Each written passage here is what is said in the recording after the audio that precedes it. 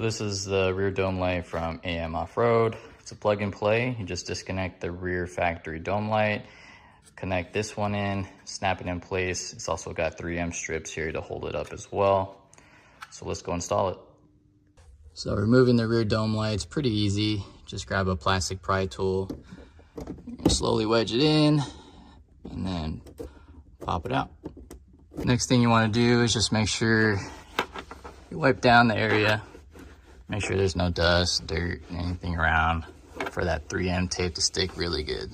Once you clean down the area, take your AM Off-Road dome light, plug it into the factory harness. You can take off that red film from your 3M tape and then just guide it in, snap it in place. There you go, nice tight fit.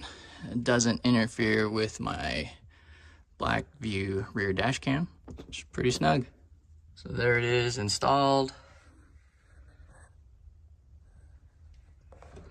See how it looks turned on.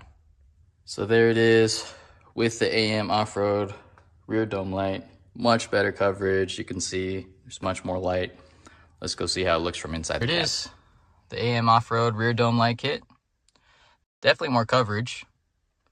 You can see there's not much of a shadow here in this middle seat anymore. Pretty sweet.